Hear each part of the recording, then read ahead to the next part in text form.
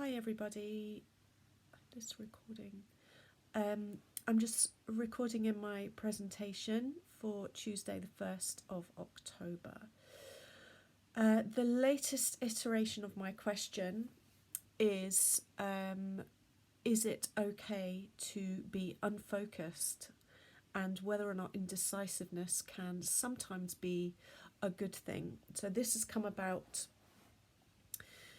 due to my research, the challenges that I've faced whilst doing this MA, and my inability to be able to lock down what my question is. I thought a lot about all of the research I've done so far, and the underlying thread seems to be me reaching for something and going into completely different tangents, if you like, within my research.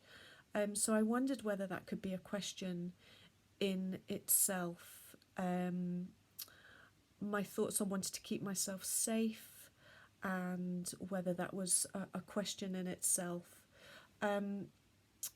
So I wanted to see if I could relate this back to my teaching practice, and I realised that I read a paper by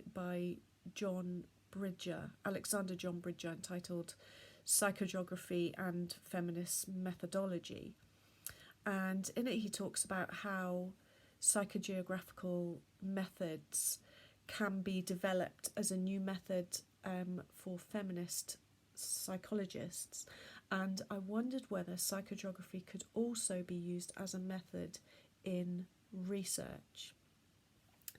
So I've put this into my teaching practice, and I've asked my students whether or not they think that it's okay to get lost, how much psychogeography informs their thought process in terms of their research.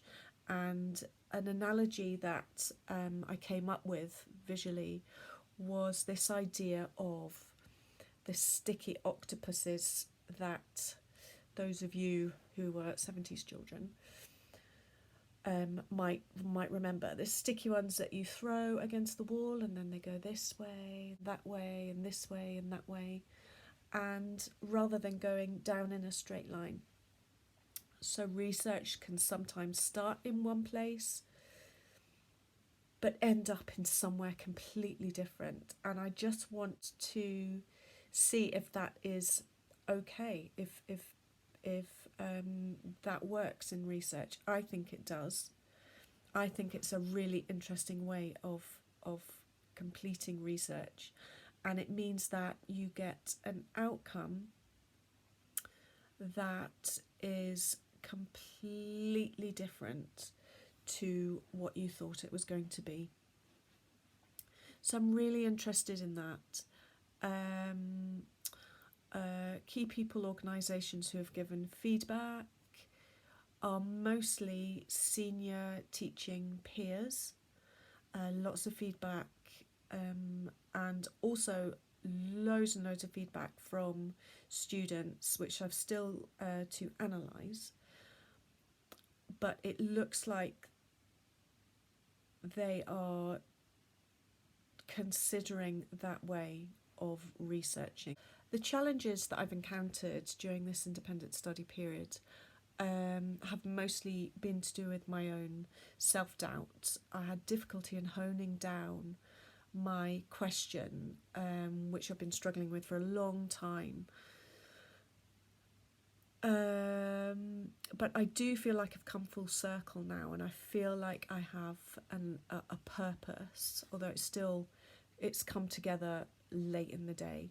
So I'd like to ask the audience or my peers if they had any suggestions on where I could go next in terms of feedback for this research methodology, psychogeographical methodology of research, what I could do next. Answered on a postcard. So I hope it's not too rambling. And thank you very much, and I'll see you soon.